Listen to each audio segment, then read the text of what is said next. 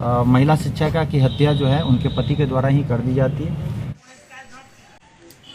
दिनांक 24 तारीख को हमें एक सूचना प्राप्त होती है लगभग 5 बजे के आसपास कि महिला शिक्षिका जिनका नाम मनीषा कुमारी है उनकी कुछ अज्ञात अपराधियों के द्वारा हत्या कर दी गई है।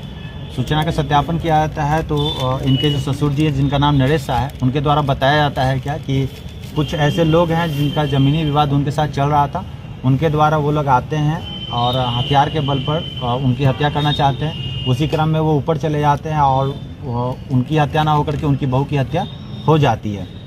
हालांकि हमने उस समय भी बोला था कि कुछ ऐसे मामले हैं जिस पे अन्य बिंदुओं पे भी जांच करने की आवश्यकता है। इसी क्रम में जब हम लोग जांच करते हैं, जांच के क्रम में हमें पता चलता है कि कुछ अन्य भी हैं जिसे हमने देखना है।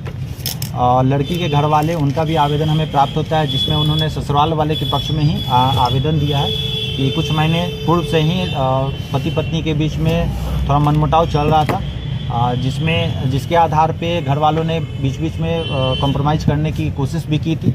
हालांकि मामला कुछ ठीक नहीं चला और नहीं बन रहा था। महिला शिक्षिका जिनकी 2023 में नौकरी लगी थी, जो कि बीपीएससी टीचर भी हैं, वो अपना रूम ले करके वहीं पे खजूरी में जहाँ पे इनका पढ़ाती थी वहाँ पे ये रूम ले करके वहाँ रहना चालू कर दी थी। जिस आधार पे पति को और उनके सास ससुर को शक होना चालू हुआ कि हो सकता है ये महिला जो है किसी अन्य लोगों से बात या किसी अन्य तरह के संबंध वगैरह की बात इन्होंने की। और शक के आधार पे इनके जो पति हैं जिनका नाम अनीश कुमार है, उन्होंने इस शक के आधार पे एक हथियार परचेज किया है इन्होंने, जिसका एक प्रूफ भी है जो कि इन्होंने क्रेडिट कार्ड से पेमेंट किया है।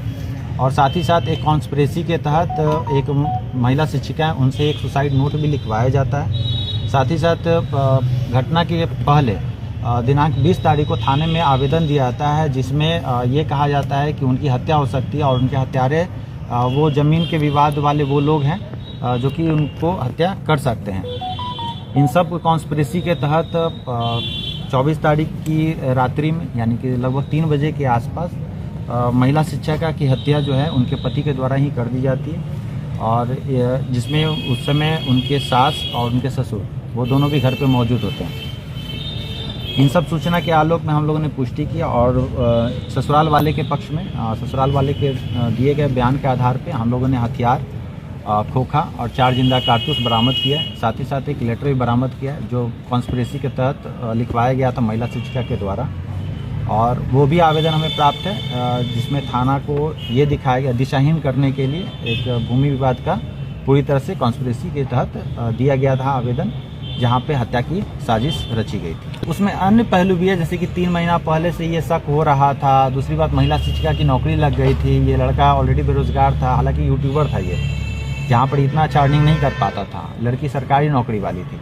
तो एक शक के आधार पे पिछले 4 वर्षों से शादी हो चुका था, इसमें इनका बच्चा भी नहीं था।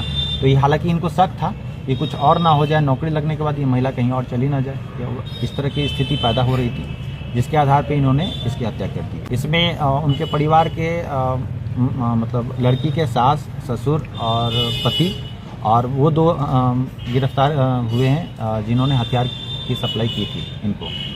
वो बात तो अभी स्पष्ट नहीं हो पाया है क्योंकि उनका जो सुसाइड लेटर प्राप्त हुआ है वो लिखवाया गया है, कुछ दिन का पुराना है, इनके द्वारा भी खुद कहा गया है। हालांकि हत्या के कुछ समय पहले लोग लिखते हैं सुसाइड नोट, लेकिन वो सुसाइड नोट पुराना है।